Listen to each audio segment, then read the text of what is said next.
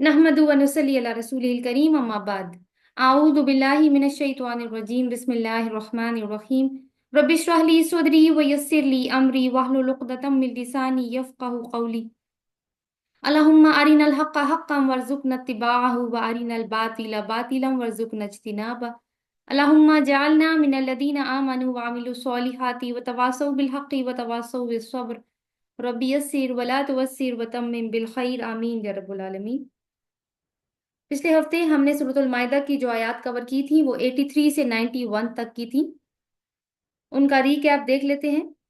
अहले नसारा का वाक़या कबूल इस्लाम और उनके जज्बात की अक्कासी की गई, इनकी दुआओं और अल्लाह ताला की तरफ से जज़ा के वादे के मुतल्लिक़ हमने पढ़ा और यहीं पर हमारे मज़मून का अख्ताम हुआ जो कि आयत नंबर 67 से स्टार्ट हुआ था, यानी अहले किताब पर इत्माम हुज्जत। फिर आयत नंबर 87 से लेके 108 तक एक मज़मून का आगाज़ हुआ, शरई अहकामात की तफसील, बल्कि तकमील कहना चाहिए।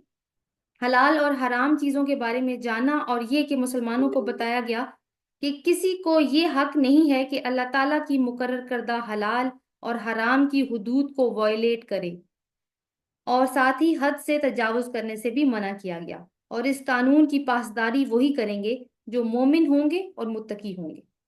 संजीदा कस्मों के तोड़ने का कफारा हमने पढ़ा और जाना कि कसम खाना कोई खेल नहीं है हमारे दीन में, इसके साथ जिंदगी के मामलात जुड़े हैं। अगर जिंदगी के मामलात में हम अपनी कमिटमेंट्स को नहीं निभा सके तो अल्लाह से किया हुआ मिसाक कैसे निभाएंगे। लिहाजा एक शऊरी सतह पर केयरफुल एटीट्यूड इख्तियार करने पर जोर दिया गया है। 4 चीजों के बारे में हमने जाना, खमर, मैसिर, अंसाब और अजलाम। ये हराम है, गंदगी है और आमाले शैतान में से हैं। इसके ज़रिए शैतान मोमिनों के दरमियान सोशल अफेयर्स को अलग ख़राब करवाता है और अल्लाह के साथ ताल्लुक़ को अलग बिगाड़ता है। इन चीज़ों की हुर्मत का कतई हुक्म लगाया गया और बहुत सख्त अल्फाज में तंबीह की गई है। तो बुनियादी तौर पर अहकामात की रूह को देखना है हमने कि हलाल और हराम में तमीज़ ना करने पर हमारी इनफरादी और इज्तमाई ज़िंदगियों में किस तरह खराबियां जन्म लेती हैं और सिराते मुस्तकीम किस तरह से गुम हो जाता है। आगे मजीद भी अहकामात की तकमील का सिलसिला जारी है। जाहिर है कि आयत नंबर 108 तक चलेगा। मुकम्मल तो नहीं हो पाएगा आज, लेकिन कोशिश करते हैं कि जितना भी समझ सकें। तो स्टार्ट करते हैं हम आयत नंबर 92 से। आऊज़ु बिल्लाहि मिनश शैतानिर रजीम बिस्मिल्लाहिर रहमानिर रहीम व अतीउल्लाह व अतीउर रसूल वहदरू फ़इन तवल्लैतुम फ़अलमू अन्नमा अला रसूलिनल बलागुल मुबीन। सदक़ल्लाहुल अज़ीम। और अताअत करो अल्लाह की और अताअत करो रसूल की और डरो। फिर अगर तुमने मुंह मोड़ लिया तो जान लो बेशक हमारे रसूल के जिम्मे सीधा साफ साफ पहुंचा देना है। तो उसमें आप देखिए कि 2 दफा अतीयू का लफ्ज इस्तेमाल हुआ है। अतात करो, ये नहीं कहा अल्लाह ताला ने कि अतात करो अल्लाह और रसूल की। अतात करो अल्लाह की और अतात करो रसूल की। वाह तरू को अंडरलाइन कीजिए, डरो। अब आपको याद होगा, थोड़ी सी अपनी पीछे वाली आयत भी देखिए, आयत नंबर 91, जहाँ पे लास्ट सेशन का अख्ताम हुआ था कि जो वार्निंग आई थी फहल अंतुम मुंतहून, तो क्या बाज आते हो कि नहीं। तो इसकी मजीद ताकीद आ रही है इस आयत में कि शैतान के बिछाए गए जाल से निकलकर अल्लाह और उसके रसूल की अतात में दाखिल हो जाओ। अल्लाह की अतात दरअसल रसूल की अतात है और रसूल की अतात दरअसल अल्लाह ही की अतात है, मगर एक लफ्ज इसमें ऐड किया गया है और वो क्या है, वाहदरू, और डरो। किस बात से? नाफरमानी से। अल्लाह और उसके रसूल की नाफरमानी से डरो। अल्लाह और उसके रसूल की नाफरमानी कहाँ लेकर जाएगी? उसी शैतानी जाल में जिससे तुम्हें निकालने की कोशिश कर रहा है ये दीन। और अगर तुमने इनकार का फैसला कर ही लिया है तो याद रखना कि रसूल की जिम्मेदारी तो अल्लाह के अवामिर और नवाही को पहुंचा देना है। रसूल ने ये फ़र्ज सल्लल्लाहु अलैहि वसल्लम ये फ़र्ज अदा कर दिया है और तुम पर अल्लाह की तरफ से हुज्जत पूरी कर दी है। इसके बाद अगर तुम गुमराही के रास्ते को चुनते हो तो नताइज भुगतने के लिए तैयार हो। अहकामात बता दिए गए हैं, जाहिर है किसी का हाथ तो नहीं पकड़ा गया, चॉइस दी गई है उनको कि कौन सा रास्ता इख्तियार करते हैं। अगली आयत भी काफी अहम है, थोड़ी सी टेक्निकल, अल्फाज पर थोड़ा गौर करना पड़ेगा। लैसा अलल लज़ीना आमनू व अमिलु स्वालिहाति जुनाहुन, नहीं है ऊपर इन लोगों के जो ईमान लाए और जिन्होंने नेक अमल किए कोई गुनाह। फीमा ताइमू, इसमें जो कुछ उन्होंने खा लिया। इदा मत्तक़ू व आमनू व अमिलु स्वालिहात, जब उन्होंने तकवा इख्तियार किया और वो ईमान लाए और उन्होंने नेक अमल किए। تو بیسیکلی یہاں تک کیا بات ہو رہی ہے کہ اللہ تعالیٰ نے کہا کہ ان لوگوں کے اوپر کوئی گناہ نہیں جو وہ پہلے کھا پی چکے. ٹھیک ہے, وہ شراب کی حرمت کی کیونکہ بات چل رہی تھی نا, اور یہ ان ناپاک چیزوں میں. تو جو پہلے ہو چکا وہ اب ایمان والوں کے اوپر, کیونکہ وہ ایمان لے آئے ہیں, انہوں نے نیک عمل کرنے شروع کر دی ہیں, تو پہلے جو گزر چکا سو گزر چکا. اب چونکہ وہ انہوں نے تقوی اختیار کیا اور انہوں نے اچھے عمل کیے, تو ان کے اوپر کوئی گناہ نہیں ہوگا. یہاں تک ایک حصہ. آگے دیکھیے, ثم اتقوا وآمنوا, پھر انہوں نے تقوی کیا اور ایمان لائے. دوسری دفعہ تقوی کا ذکر. پھر دیکھیے, ثم اتقوا واحسنوا, پھر انہوں نے تقوی کیا اور انہوں نے احسان کی روش اختیار کی. واللہ یحب المحسنین, اور اللہ احسان کرنے والوں کو پسند کرتا ہے. تو 3 دفعہ تقوی کا ذکر آیا ہے اس آیت کے اندر. چونکہ آیت نمبر 91 فَهَلْ أَنْتُمْ مُنْتَهُونَ کے اسلوب میں بہت شدت سے منع کیا گیا تھا کہ شراب اور باقی یہ ناپاک اور نجس چیزوں کو ان کے قریب نہیں جانا. تو جب مومنین نے یہ شدت اسلوب سنا تو ان کو یہ احساس ہوا کہ چونکہ اس سے پہلے 2 احکامات تو آ چکے ہیں, تو اگر ہم تبھی بات سمجھ جاتے تو اچھا ہوتا.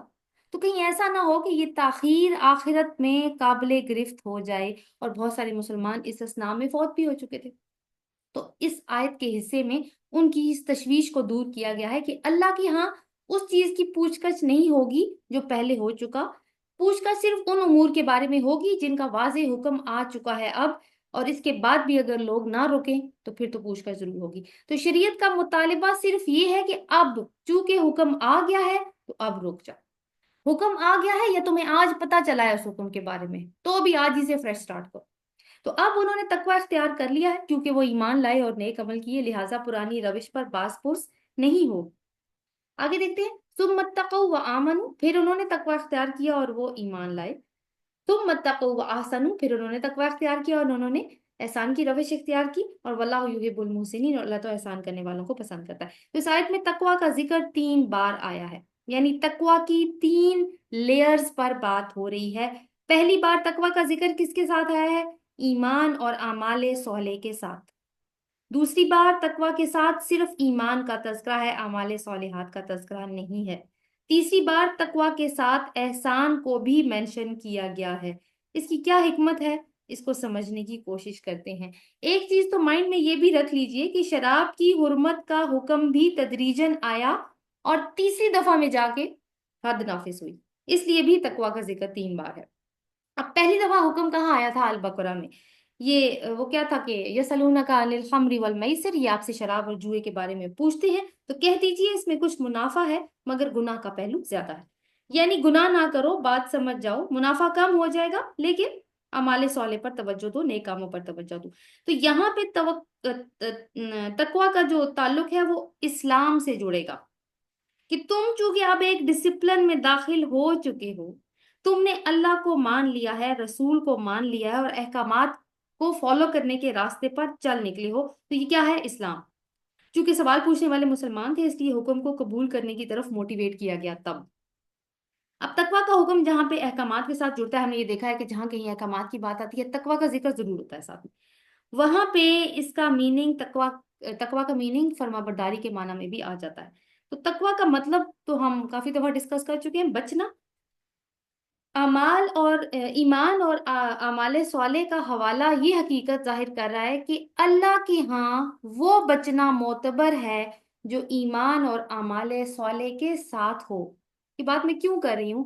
اس لیے کہ جو جادوگر ہوتے ہیں, جوگی, سنیاسی, یہ بھی کافی چیزوں سے بچتے ہیں, بڑی بڑی تپسیائیں ہوتی ہیں ان کی بھی, اور اپنے اوپر کافی پابندیاں عائد کرتے ہیں یہ لوگ, مگر ان کا تعلق ایمان اور اعمال صالح سے نہیں ہوتا.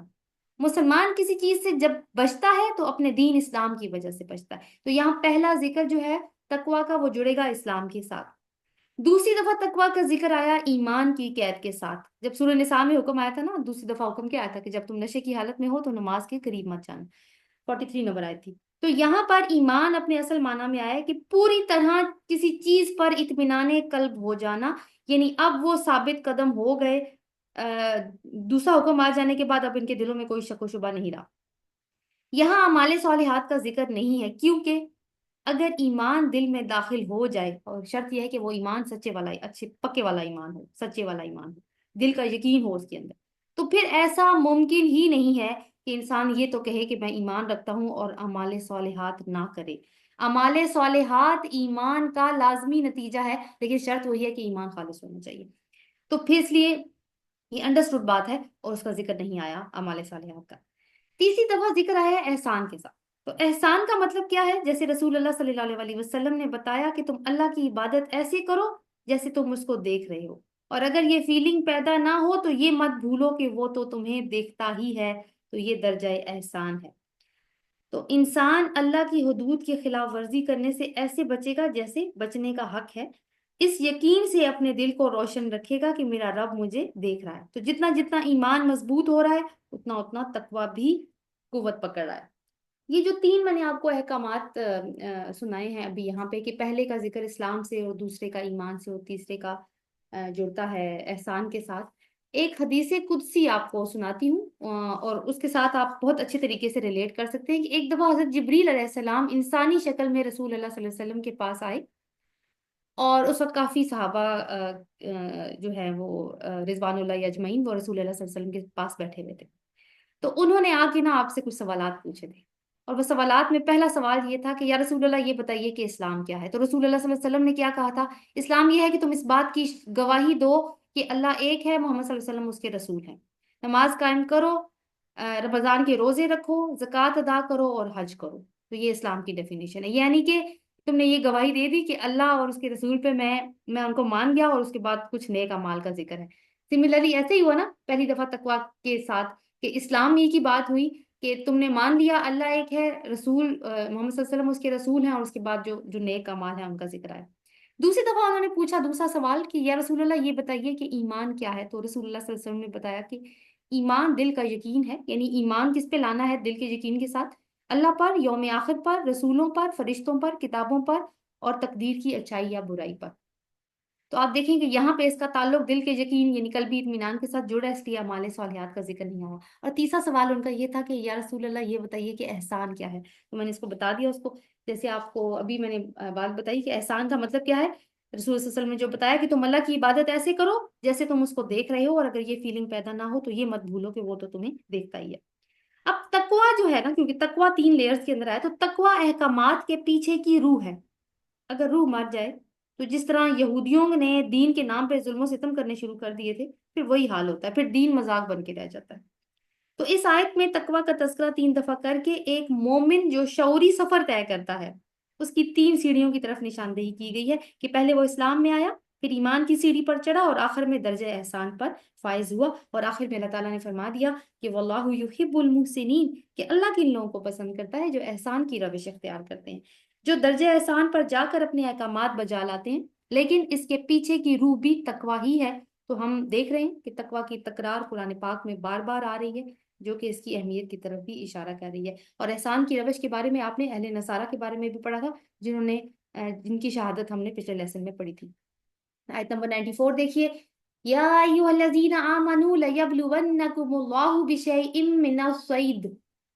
اے لوگو جو ایمان لائے ہو، اللہ البتہ ضرور تمہاری آزمائش کرے گا شکار میں سے ایک چیز کے ساتھ. تنالہ ایدیکم ورماحکم، پالیں گے اسے تمہارے ہاتھ اور تمہارے نیزے. لیعلم اللہ من یخافہ بالغیب، تاکہ اللہ جان لے کہ کون اس سے غائبانہ طور پر ڈرتا ہے.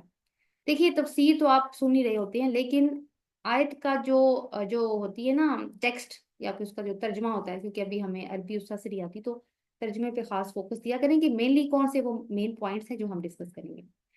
تو پھر اس کے بعد اللہ تعالیٰ نے فرمایا فَمَنِ اعْتَدَىٰ بَعْدَ ذَٰلِكَ فَلَهُ عَذَابٌ عَظِيمٌ، تو جو کوئی اس کے بعد بھی زیادتی کرے گا تو اس کے لیے عذاب ہے. تو پہلی بات ہے کہ ایمان والوں سے خطاب کر کے اللہ تعالیٰ نے کہا کہ اللہ تعالیٰ تمہاری شکار میں سے کسی چیز کے ساتھ آزمائش کرے گا. اور وہ آزمائش کیا ہوگی؟ کہ شکار تمہارے ہاتھوں کی زد میں بھی ہوگا اور تمہارے نیزوں کی زد میں ہوگا، یعنی اتنا ایزی کیچ ہوگا اس کا. اور یہ اللہ تمہاری آزمائش کیوں کرے گا یہ بھی ہم دیکھیں گے، تاکہ وہ جانے کہ تم میں سے کون اسے غائبانہ ڈرتا ہے.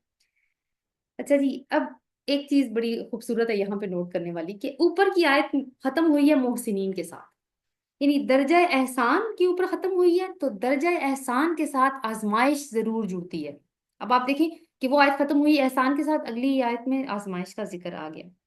اور جہاں تک میری ناقص عقل اور بلکہ یوں کہنا چاہیے کہ علم کا تعلق ہے، احسان کے بعد قرآن میں آزمائش کا ذکر ضرور آتا ہے. جیسے کہ یہاں پر آیا، ابھی آپ نے دیکھا سورہ، میں ایک دو آپ کو ایگزامپلس اور کوٹ کرتی ہوں قرآن پاک میں سے، سورہ یوسف کی آیت نمبر 22 ہے۔ ابھی میں دو آیات آپ کے سامنے کوٹ کروں گی، ایک سورہ یوسف کی آیت نمبر 22 اور ایک سورہ قصص کی آیت نمبر 14۔ چھوٹی چھوٹی آیات ہیں، آپ نے بس ان کی ورڈنگ، عربک ورڈنگ پہ توجہ دینی ہے، ان کے ترجمے پہ۔ پہلی آیت ہے سورہ یوسف آیت نمبر 22، وَلَمَّا بَلَغَ أَشُدَّهُ آتَيْنَاهُ حُكْمًا وَعِلْمًا، اور جب وہ اپنی پوری جوانی کو پہنچ گیا تو ہم نے اسے حکمت اور علم عطا کیا۔ وَكَذَلِكَ نَجْزِي الْمُحْسِنِينَ، اور اسی طرح ہم احسان کرنے والوں کو بدلہ دیا کرتے ہیں۔ کس کی بات ہو رہی ہے؟ سورہ یوسف کی کیونکہ آیت ہے تو حضرت یوسف علیہ السلام کی بات ہو رہی ہے کہ جب وہ اپنی جوانی کو پہنچ گیا اور وہ مصر میں عزیز مصر کے محل میں تھے اس وقت، تو ہم نے اسے حکمت اور علم عطا کیا، اور ساتھ ہی کہا کہ ہم احسان کرنے والوں کو بدلہ دیتے۔ ساتھ ہی اگلی آیت پہ آزمائش کا ذکر شروع ہو گیا تھا، اور وہ کیا ذکر تھا؟ جب عزیز کی بیوی نے دروازے بند کر کے حضرت یوسف علیہ السلام کو دعوت گناہ دی تھی، حضرت یوسف علیہ السلام کے لیے آزمائش شروع ہو گئی تھی۔ پھر سورۃ القصص کی آیت نمبر 14، یہ حضرت موسیٰ علیہ السلام کے بارے میں ہے۔ وَلَمَّا بَلَغَ أَشُدَّهُ وَاسْتَوَىٰ آتَيْنَاهُ حُكْمًا وَعِلْمًا، اور جب وہ اپنی پوری جوانی کو پہنچ گیا اور مضبوط ہو گیا تو ہم نے اسے حکمت اور علم عطا کی۔ وَكَذَلِكَ نَجْزِي الْمُحْسِنِينَ، اور ہم اسی طرح احسان کرنے والوں کو بدلہ دیتے ہیں۔ اور ساتھ ہی آیت نمبر 15 سے آزمائش کا سٹارٹ ہو گیا۔ کیا آزمائش تھی؟ جب انہوں نے ایک قبطی کو قتل کر دیا تھا غلطی سے، یعنی ہو گیا تھا وہ ان سے، تو آزمائش وہیں سے شروع ہو گئی تھی موسیٰ علیہ السلام کی۔ اور یہاں پر بھی 93 میں اللہ تعالیٰ نے اپنی پسندیدگی کا اظہار کیا ہے احسان کرنے والوں کے ساتھ جو مومن ہے، اور ساتھ ہی آزمائش۔ تو اللہ ایمان والوں کو کس چیز سے آزمائیں گے؟ اس حکم کے بارے میں۔ کون سا حکم؟ جو المائدہ کی آیت نمبر 1 اور 2 میں آیا ہے، ہم پڑھ چکے ہیں لیکن میں پھر بھی ایز اے ریمائنڈر اس کا ترجمہ آپ کے سامنے رکھ دیتی ہوں۔ اعوذ باللہ من الشیطان الرجیم، آیت نمبر 1 اور 2 المائدہ۔ اے لوگو جو ایمان لائے ہو، عہدوں کی پوری پابندی کرو، تمہارے لیے مویشی کی قسم کے سب جانور حلال کیے گئے ہیں سوائے ان کے جو آگے چل کر تم کو بتائے جائیں گے، لیکن احرام کی حالت میں شکار کو اپنے لیے حلال نہ کر لو، بے شک اللہ جو چاہتا ہے حکم دیتا ہے۔ اے لوگو جو ایمان لائے ہو، شعار اللہ کو بے حرمت نہ کرو، نہ حرام مہینوں میں سے کسی کو حلال کر لو، نہ قربانی کے جانوروں پر دست درازی کرو، نہ ان جانوروں پر ہاتھ ڈالو جن کی گردنوں میں نظر خداوندی کی علامت کے طور پر پٹے پڑے ہوئے ہوں، نہ ان لوگوں کو چھیڑو جو اپنے رب کے فضل اور اس کی خوشنودی کی خاطر مقام محترم کی طرف جا رہے ہوں۔ ہاں، جب احرام کی حالت ختم ہو جائے تو تم شکار کر سکتے ہو۔ اور دیکھو، ایک گروہ نے جس نے تمہارے لیے مسجد حرام کا راستہ بند کر دیا ہے، تو اس پر تمہارا غصہ اتنا تمہیں مشتعل نہ کر دے کہ تم بھی ان کے مقابلے میں ناروا زیادتیاں کرنے لگو۔ نہیں، جو کام تقوی اور خدا ترسی کی ہے ان میں سب سے تعاون کرو، اور جو گناہ اور زیادتی کے کام ہیں ان میں سے کسی سے تعاون نہ کرو۔ اللہ کا تقوی اختیار کرو، اس کی سزا بہت سخت ہے۔ تو یہ دونوں آیات ہم نے پہلے پڑھی ہیں، لیکن ایک مضمون آپ کے سامنے آ گیا ہوگا کہ وہاں پہ بات ہو رہی ہے کہ جب تم پہ ویسے تو مویشی کی قسم کے سارے جانور حلال ہیں، لیکن جب تم حالت احرام میں ہو تو وہی حلال جانور کا شکار تم نہیں کر سکتے، وہ شکار تمہارے اوپر حرام ہے۔ تو اسی بارے میں ابھی بات آئی ہے۔ تو شکار کی ممانعت ہے حالت احرام میں ایمان والوں کا تقوی پرکھنے کے لیے کہ جب وہ احرام باندھ کر جا رہے ہوں گے تو راستے میں ان کو جانور نظر آئیں گے، کیونکہ اس وقت پیدل سفر ہوا کرتا تھا یا گھوڑوں اور اونٹوں پہ، تو جھوٹ کے جھونڈ پھر نظر آتے تھے، مسلمانوں کو نظر آیا کرتے تھے راستے میں، جو وہ ہاتھوں سے بھی پکڑ سکتے تھے، اتنی کثرت ہوتی تھی، اور نیزہ مار کے بھی آسانی اور سہولت کے ساتھ مار سکتے تھے۔ اب آپ اس میں دو باتیں نوٹ کر لیجئے کہ اہل عرب کے لیے شکار ایک تو بڑا ہی مرغوب مشغلہ تھا، دوسری بات یہ ہے کہ صحرائی علاقہ ہونے کی وجہ سے کھانے پینے کی کمی تھی، تو لوگوں کا انحصار کافی حد تک شکار کے اوپر ہوا کرتا تھا کھانے پینے کو لے کر۔ دوسری چیز آپ نے یہ نوٹ کرنی ہے کہ پھر ایک نفسیاتی اثر ہوتا ہے انسان کے اوپر کہ جس چیز سے روکا جائے نا، انسانی طبیعت اس کی طرف بڑی جلدی مائل ہوتی ہے۔ جیسے میں نے شوگر کے پیشنٹس کو دیکھا ہے، جو ڈائبٹیز جن کو ہو جاتی ہے، کہ ان کو میٹھا بڑا پسند آنے لگتا ہے، حالانکہ ہو سکتا ہے کہ وہ ڈائگنوزس ہونے سے پہلے اس کے اتنے شوقین نہ ہوں۔ پھر ایک اور بات کہ جب اللہ تعالیٰ امتحان لیتا ہے تو اس طرح کے مواقع بھی زیادہ پیدا کر دیتا ہے۔ ایسی ہی ایک سچویشن ہم پڑھ چکے ہیں اصحاب سبت کے بارے میں، کہ ہفتے والے دن بنی اسرائیل کو مچھلیاں پکڑنے سے منع کیا گیا تھا، یعنی دنیا کا کوئی کام بھی نہیں کرنا نا، تو وہ مچھیرے تھے چونکہ۔ تو اب کیا ہوتا تھا اس دن کہ مچھلیاں سمندر کی سطح پہ آ کے جمپ لگایا کرتی تھیں، اور بہت زیادہ تعداد میں ہوتی تھی، کھیل کود کرتی تھی، تو وہ ان کے لیے ایک دعوت نظارہ ہوتا تھا کہ ہم ان مچھلیوں کو کیوں نہیں پکڑ سکتے۔ تو یہ آزمائش تھی اللہ تعالیٰ کی طرف سے کہ وہ تمہارے ہاتھوں کی زد میں بھی آ رہی تھی اور نیزوں کی زد میں. تو کیا انہوں نے اس آزمائش کو پورا کیا تھا؟ نہیں، انہوں نے نہیں پورا کیا تھا اس آزمائش کو. اور اللہ تعالیٰ آگے کہتے ہیں کہ اللہ تعالیٰ کیوں آزماتا ہے، کیا وجہ ہے اس کی آزمائش کی. لِيَعْلَمَ اللَّهُ مَن يَخَافُهُ بِالْغَيْبِ، تاکہ وہ جان لے کہ کون اس سے غائبانہ ڈرتا ہے. یہاں لفظ جو یعلم استعمال ہوا ہے نا، جس کا مطلب ہے جان لے، لیکن اللہ تو علیم ہستی ہے، وہ تو پہلے سے سب کچھ جانتا ہے. تو اس کا مطلب کیا ہے؟ اس کا مطلب یہ ہے کہ وہ پھر چھانٹ کر الگ کر دے کہ جو غائبانہ طور پر اللہ سے ڈرتے ہیں ان کو، اور جو نہیں ڈرتے ان کو. آزمائش کا مقصد یہی ہوتا ہے نا کہ پھر دودھ کا دودھ اور پانی کا پانی الگ ہو جاتا ہے. تو اصل میں تو اللہ کے ساتھ ہے وفاداری کا امتحان، جس کے بارے میں پہلے ہی آگاہ کر دیا جاتا ہے. یعنی جیسے قرآن پاک میں تو بہت ساری آزمائشوں کے بارے میں بتایا گیا ہے. اچھا، موقع کی مناسبت سے میں آپ کا نا ایک لفظ کے اوپر توجہ دیجیے. آگے ہے یخاف، اسی میں ہے میں یخاف، کون ڈرتا ہے اس سے. تو مطلب یہ کہ لفظ یہ اس کا مطلب خوف ہے نا، تو اردو ترجمے میں اس کا مطلب ڈرنا کیا جاتا ہے. مگر ساتھ ہی آپ دیکھیں کہ اردو ترجمے میں تقویٰ کا مطلب بھی ڈرنا کیا جاتا ہے. بات صرف میرا کہنے کا مقصد یہ ہے کہ تقویٰ کی ڈیفینیشن میں صرف ڈر نہیں آتا، اس کی ڈیفینیشن کافی واسٹ ہے. تو اب تقویٰ کا کیونکہ لفظ بار بار آتا ہے تو ہم نے اس لیے میں نے اس کو آپ کو وہ کر دیا سامنے کہ دونوں میں فرق ہے. یعنی تقویٰ کا مطلب میں ڈر شامل ہے لیکن صرف ڈر نہیں ہوتا. تو واضح یہ ہوا کہ یہاں پہ کہ مطلب میں بھی فرق ہے. آگے اللہ تعالیٰ فرماتے ہیں فَمَنِ اعْتَدَىٰ بَعْدَ ذَٰلِكَ فَلَهُ عَذَابٌ أَلِيمٌ. تو جو کوئی اس کے بعد زیادتی کرے گا، کس کے بعد؟ کہ اتنا واضح حکم آ گیا، اس کے بعد بھی زیادتی کرے گا، یعنی حد سے بڑھے گا، جن چیزوں سے اللہ نے منع کیا ہے ابھی کہ حالت احرام میں شکار نہیں مارنا، اور وہ مارے گا تو پھر اللہ تعالیٰ نے کہا ہے کہ اس کے لیے عذاب علیم ہے. یعنی جو بھی احکامات آ جائیں اس کے بعد اگر کوئی زیادتی کرے تو بات چونکہ کلیئر کر دی گئی ہے. آگے دیکھیے 95. یا ایھا الذین آمنوا لا تقتلوا الصید وانتم حرم، اے لوگو جو ایمان لائے ہو، نہ تم مارو شکار کو جب کہ تم حالت احرام میں ہو. ومن قتلہ منکم متعمدا فجزاء مثل ما قتل من النعم، تو جس نے مارا تم میں سے جان بوجھ کر تو اس کا بدلہ ہے مانند اس کے جو اس نے مارا چوپایوں میں سے. یحکم بہ ذوی عدل منکم، اور فیصلہ کریں گے اس کا تم میں سے دو عدل والے. ہدیم بالغ الکعبۃ، تو یہ جو قربانی دی جائے گی یہ کعبہ کی طرف پہنچے گی. یہاں تک پہلے بات کو سمجھ لیتے ہیں کیا بات ہو رہی ہے. پہلی چیز تو ہمیں واضح ہوگی کہ ایمان والو، جب تم احرام کی حالت میں ہو شکار نہیں مار سکتے. لیکن اگر کسی نے اسے مارا ہے شکار کو جان بوجھ کے، تو پھر اب اس کو کفارہ دینا پڑے گا. اب اس کفارے کی مختلف صورتیں آ رہی ہیں کہ وہ اللہ تعالیٰ بتا رہے ہیں. ابھی ہم نے ایک ہی پڑھی ہے، اس کو ڈسکس کرتے ہیں ابھی. لیکن یہ کفارے کی جو رسپانسبلٹی ڈال اللہ تعالیٰ نے بتا تو دیا ہے کہ کفارہ کیا کیا ہوگا، اور لائک ترتیب بھی ہے اس کے اندر، چوائس بھی دی گئی ہے. لیکن اس کا فیصلہ کون کریں گے؟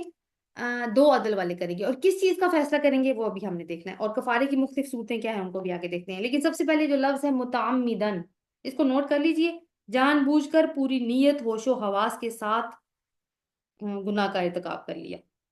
اس سے پہلے یہ قتل عمد کی ٹرم ہم نے پڑھی تھی سورۃ النساء میں، یعنی جان بوجھ کر کسی کو قتل کرنا. تو یہاں پر جانور کو قتل کرنا مراد ہے. اگر حالت احرام میں شکار کر لیا تو پھر توبہ نہیں ہے صرف. ویسے تو گناہ کریں تو توبہ ہے، اللہ تعالیٰ قبول کر لیتے، توبہ تو ہوگی، لیکن صرف توبہ نہیں ہے بلکہ کفارہ ہے. اور وہ یہ ہے کہ جس طرح کا جنگلی جانور مارا ہے اسی طرز کا جانور اپنے گھریلو مویشیوں سے قربان کرنا ہوگا، اور اس کا گوشت پھر جائے گا کعبہ.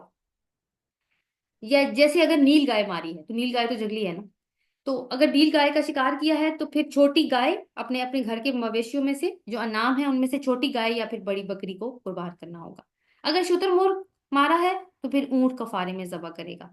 اور اگر مویشیوں میں سے کچھ نہیں مل رہا، یعنی ایسا جانور مار دیا ہے کہ تھا تو وہ کھانے کے قابل، لیکن اب مجھے نہیں سمجھ آ رہی، بندہ کہہ رہا ہے کہ مجھے نہیں پتا چل رہا اب کیا کفارہ ادا کروں، تو پھر اس کی قیمت مقرر ہوگی. اور اس بات کا فیصلہ بھی کہ کس کے بدلے میں کون سا جانور قربان ہوگا یا کتنی قیمت مقرر کی ہوگی، اس بات کا فیصلہ جانور قتل کرنے والا نہیں کرے گا، بلکہ معاشرے کے دو صاحب عدل لوگ یہ فیصلہ کریں گے کہ کس جنگلی جانور کے بدلے میں کون سا مویشی جانور ذبح ہوگا.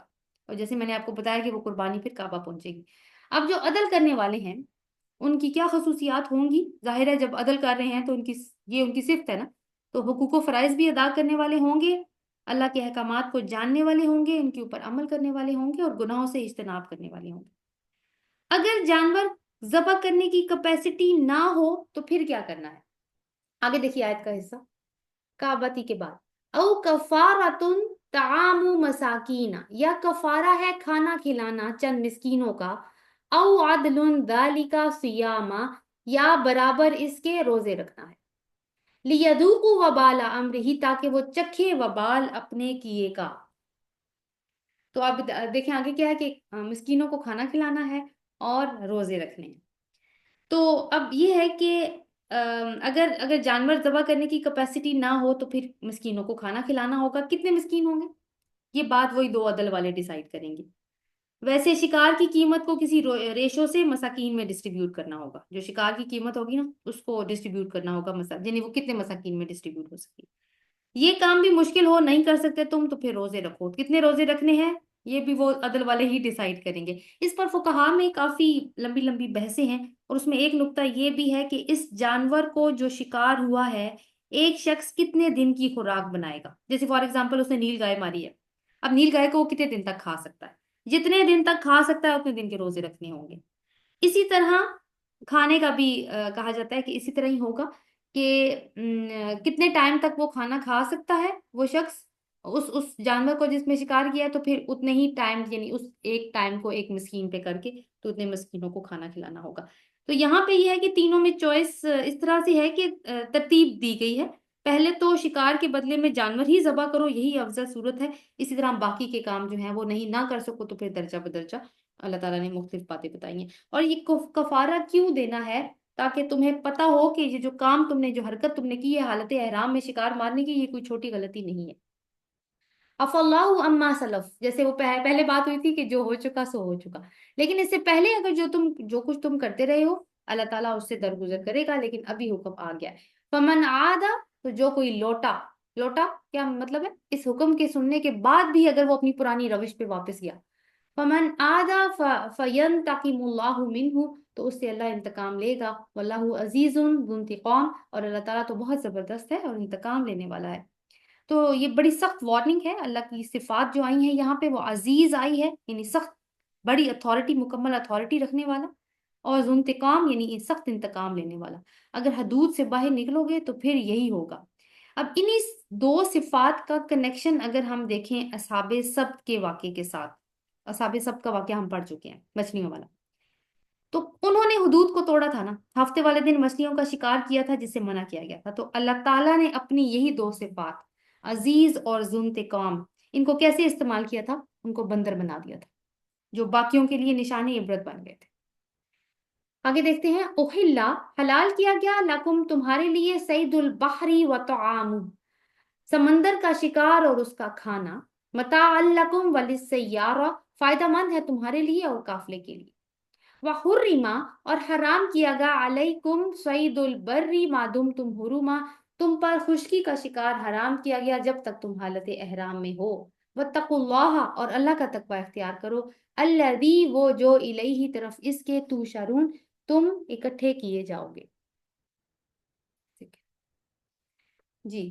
تو اب یہ ہے کہ احرام کی حالت میں کون سے شکار کی اجازت ہے اور کون سے کی نہیں ہے۔ جس کی نہیں ہے وہ تو ہم پڑھ چکے ہیں، لیکن اللہ تعالیٰ نے یہاں پہ اجازت دی ہے، چونکہ مختلف طریقے سے سفر ہوتا ہے، یعنی پہلے زمانے میں تو بحری سفر بھی ہوا کرتے تھے، پیدل بھی لوگ جایا کرتے تھے، اب تو اور حالات ہیں، لیکن دیکھیں دنیا جس طریقے سے بدل رہی ہے نا، جس طریقے سے حالات بدل رہے ہیں، کوئی پتہ نہیں کہ وہ حالات پہلے بھی واپس آ جائے۔ تو قرآن کا حکم تو چونکہ آفاقی ہے، ہمیشہ کے لیے ہے، تو اگر تو اللہ تعالیٰ نے کہا کہ تم سمندر سے ٹریول کر کے کعبہ کی طرف جا رہے ہو، تم حالت احرام میں ہو، تو پھر تم سمندر کا شکار پکڑ کے کھا سکتے ہو، اور اس کو اپنے قافلے کے لیے سنبھال کے بھی رکھ سکتے ہو کہ آگے جا کے بھی کھا لے۔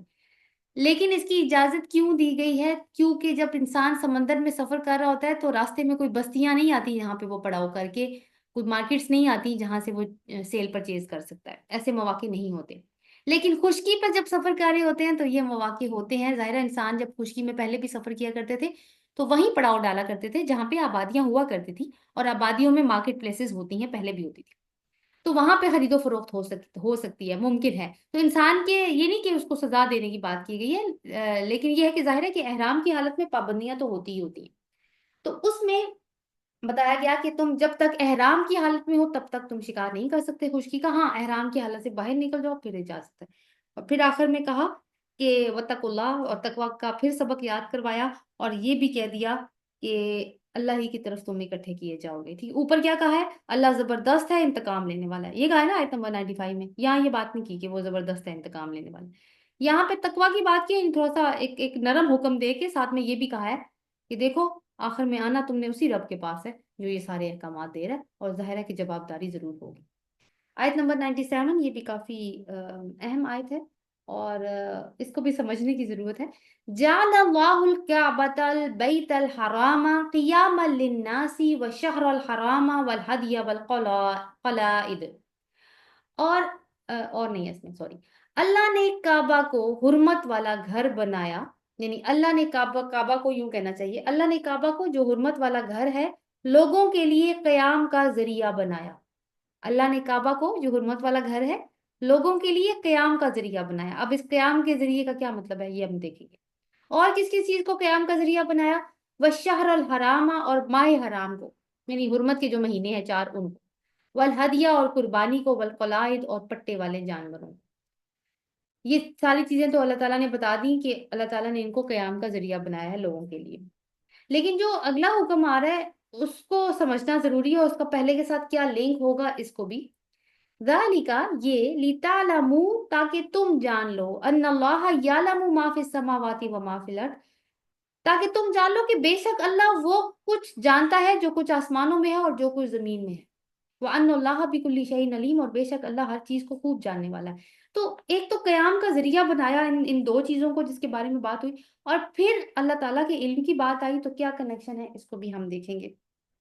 تو سب سے پہلے ہم پہلے 2 پوائنٹ دیکھتے ہیں کہ کعبہ حرمت والا گھر ہے، اللہ تعالیٰ نے اس کو اور حرمت کے مہینوں کو اور قربانی والے اور پٹے والے جانوروں کو لوگوں کے لیے قیام کا ذریعہ بنایا ہے، اور وہ قیام کا ذریعہ بنایا ہے کیسے یہ دیکھیں گے۔ تو عرب میں جو سینٹرل پوزیشن حاصل ہے وہ کس کو حاصل ہے؟ خانہ کعبہ کو۔ تو خانہ کعبہ تو بہت زیادہ، یعنی ابھی کی تو نہیں، بہت شروع سے یہ موجود ہے کعبہ کے عرب کے اندر، اور اس کی حیثیت صرف ایک عبادت گاہ جیسی نہیں تھی، بلکہ اس کی اپنی ایک سینٹرالٹی تھی، ایک مرکزیت تھی، اور اپنے تقدس کی وجہ سے یہ پورے ملک میں معاشی اور تمدنی زندگی کا سہارا بنا ہوا تھا، کیونکہ حج اور عمرے کے لیے سارا ملک اسی طرف کھینچ کے آتا تھا۔ جب لوگ آتے تھے تو اجتماع ہوتا تھا، جب لوگ آ رہے ہیں مختلف علاقوں سے تو کیا ہے کہ ایک یونٹی کا رشتہ پیدا ہوتا تھا، ایک، یعنی آپس میں لوگ گھلتے ملتے تھے، ایک دوسرے سے بات چیت کرتے تھے، شاعری کے مقابلے ہوتے تھے آپس میں، تو لوگوں کو باہم ایک دوسرے سے جاننے کا موقع ملتا تھا، اور سوشل ریلیشن شپس بڑھتے تھے ان کے۔ اور پھر اس کے بعد یہ ہے کہ کیونکہ عرب میں ویسے تو انتشار رہتا تھا، زیادہ تر انتشار کا ہی شکار رہتے تھے یہ لوگ، لیکن ان خاص اوقات کے اندر، ان خاص دنوں میں جو حرمت کے مہینے تھے اور جو ظاہر ہے کہ عمرے اور حج کے دن بھی تھے، ان میں یہ ایکٹیویٹی ان کے ہاں بڑھ جاتی تھی تو امن ہو جاتا تھا۔ پھر دیکھیے کہ ساتھ ساتھ کیا ہوتا تھا کہ کیونکہ لوگ آ رہے ہیں وہاں پہ ان کے ملک میں، تو تجارتی لین دین بھی جو ہے وہ بڑھتا تھا، تو اس سے کیا ہوتا تھا کہ سارے ملک کی جو معاشی ضروریات ہیں وہ پوری ہو جاتی تھی۔ تو حرام مہینوں کی وجہ، یہ تو کعبہ کا فائدہ ہو رہا تھا، اور حرام حرمت کے مہینوں کی وجہ سے عربوں کو سال کا 1/4 حصہ، یعنی سال کے 12 مہینے اور 4 مہینے حرمت کے ہوتے تھے، تو چوتھا حصہ ان کو ایک امن کا پیریڈ مل جاتا تھا، اور یہی وہ زمانہ ہوتا تھا کہ جب ان کے قافلے ملک کے ایک سرے سے دوسرے سرے تک ٹریول کرتے تھے، آتے جاتے تھے، اور کوئی ان کو کوئی غارت زنی قط و غارت زنی نہیں ہوتی تھی جو کہ عام حالات میں ہوا کرتی تھی، کیونکہ بدامنی بہت زیادہ تھی۔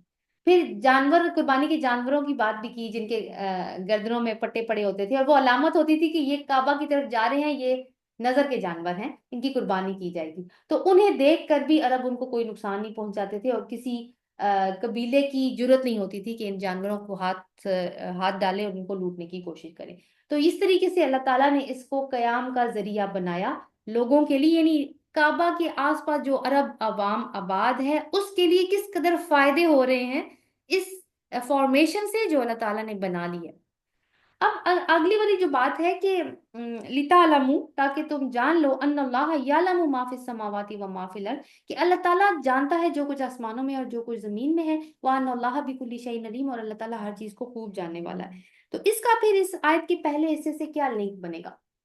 تو لنک یہ بنے گا کہ تم ذرا اس انتظام کی طرف غور سے دیکھو جو ابھی جس کے بارے میں نشاندہی کی گئی کہ کس طریقے سے اللہ تعالیٰ نے تمہاری ضروریات کا خیال رکھا، تمہارے تمہیں خود اپنے ملک میں سے جس طریقے سے تمہاری یہ جو سوشل لائف چل رہی ہے، جس طریقے سے تمہاری اکانومک لائف اکانومی چل رہی ہے، اسی سے یہ تمہیں شہادت مل جائے گی کہ اللہ تعالیٰ اپنی مخلوق کی بھلائی کے لیے اور اس کی ضروریات کو پورا کرنے کے لیے کتنا گہرا علم رکھتا ہے، اور کیسے اس کی ضروریات کو پورا کرنے کا مکمل انتظام کرتا ہے۔ اور اپنے ایک ایک حکم کے ذریعے اللہ تعالیٰ زندگی کے کتنے کتنے شعبوں کو فائدہ پہنچا رہا ہوتا ہے۔ اب رسول صلی اللہ علیہ وسلم کے آنے سے پہلے تو سینکڑوں برس سے یہ علاقہ بدامنی کا شکار تھا، لوگوں کو خود پتہ نہیں تھا کہ ہمارے مفاد میں کون سی چیز اچھی ہے، یہ تو اپنے آپ کو تباہ کرنے پہ تلے ہوئے تھے، بات بات پہ تلواریں نکال کے کھڑے ہو جاتے تھے۔ مگر اللہ تعالیٰ کہہ رہے ہیں کہ وہ تمہاری ضرورتوں کو جانتا تھا، تب بھی اس نے صرف ایک کعبہ کی مرکزیت قائم کر کے تمہارے لیے وہ انتظام کر لیا جس کے لیے تمہارا قومی تشخص بھی برقرار رہا اور تمہاری زندگی کی ضروریات بھی پوری ہوتی رہی۔ تو تم باقی چیزوں کو چھوڑ کر صرف اسی ایک بات کی طرف دھیان دیتے ہو نا، تو تمہیں یقین ہو جائے گا کہ اللہ تعالیٰ نے تمہیں جو بھی احکامات دیے ان کی پابندی تمہاری اپنی بھلائی کے لیے ہے، اور تمہارے لیے اس میں ایسی ایسی مصلحتیں چھپی ہوئی ہیں جن کو نہ تو تم خود سمجھ سکتے ہو، اور نہ ہی جو تمہارے پرابلمز جو تمہیں ہو سکتے تھے اگر خانہ کعبہ یہاں نہ ہوتا، اور جو پرابلمز تمہیں اس بے آب و گیا وادی میں، اس صحرا والی وادی میں تمہیں پیش آتے، تمہیں تو اس کا اندازہ بھی نہیں تھا کہ تم کس طریقے سے پھر اپنے پرابلمز کو سالو کرتے۔ تو یہ اللہ تعالیٰ کے علم کی وجہ سے ہے کہ وہ کس طریقے کے احکامات دیتا ہے، اور کس طریقے سے اس نے اس علاقے کو، یعنی کعبہ کی وجہ سے اور حرمت کے مہینوں اور جانوروں کی وجہ سے لوگوں کے لیے قیام کا ذریعہ بنا دی، یعنی ان کی دینی اور دنیاوی ضروریات کس طرح سے پوری ہونے لگی۔ اگلی آیت دیکھتے ہیں، اعلموا، جان لو، ان اللہ شدید العقاب، کہ بے شک اللہ تعالیٰ سخت سزا دینے والا ہے، وان اللہ، اور بے شک اللہ، غفور الرحیم، وہ معاف کرنے والا ہے، یعنی بہت زیادہ رحم کرنے والا ہے۔ تو اس دھمکی کے ساتھ یہ بتایا جا رہا ہے کہ اپنے کیے کی ذمہ داری ہر شخص کے اپنے کندھے پر ہے، جو گمراہ ہے وہ خود اس کا ذمہ دار ہوگا۔ اور پھر آپ دیکھیں کہ ایک طرح کی ڈانٹ کا انداز ہے، کیونکہ ڈانٹ کا انداز کیوں ہے کہ احکامات بہت واضح کر کے اللہ تعالیٰ یہاں پہ بتا رہے ہیں، اور یہ وہ چیزیں ہیں جو ہم شروع میں بھی المائدہ کے پڑھ کے آئے ہیں، اور اس سے پہلے بھی ہم نے پڑھی، لیکن ابھی پھر احکامات کو دوبارہ سے واضح کیا جا رہا ہے سب کے لیے۔ تو جو اس کے اگینسٹ جائیں گے، نہیں پورا کریں گے ان احکامات کو، جو بھی حکم دیے گئے ہیں، جس کی حکمت بھی بتا دی گئی کہ کیوں دیے گئے ہیں تمہیں حکم، ایسے نہیں کہ بس اللہ تعالیٰ نے کہہ دیا کہ یہ کرنا ہے تو اب کرو، نہیں۔ ابھی پچھلی آیت میں ہم نے پڑھا ہے کہ اس کے ہر ہر حکم کے پیچھے کیا حکمت چھپی ہوئی ہے، اور اس میں کیا ہمیں پتہ چلا کہ انسانوں کے اپنے ہی فائدے کی بات ہو رہی ہے۔ تو جب نہیں کرو گے تو ایک تو دنیا میں بھی، اور دوسری بات یہ ہے کہ آخرت میں بھی اللہ تعالیٰ جو ہے وہ شدید سزا دینے والا ہے۔ لیکن ساتھ یہ بھی کہا، بالکل کنٹراسٹ کوالٹیز، کہ ان اللہ غفور الرحیم، کہ وہ بہت بخشنے والا ہے اور نہایت رحم کرنے والا بھی ہے۔ اور کن کے لیے وہ غفور الرحیم ہے اور کن کے لیے رحم کرنے والا ہے؟ ظاہر ہے انہی کے لیے جو ان احکامات کی فرما برداری کریں گے اور سر تسلیم خم کریں گے جو کچھ اللہ تعالیٰ فیصلہ کر دیں گے۔ اگلی آیت دیکھتے ہیں۔ ابھی میٹنگ کا ٹائم اوور ہو گیا ہے، اس کو دوبارہ سے جوائن کیجیے گا جو لوگ روم پہ ہیں۔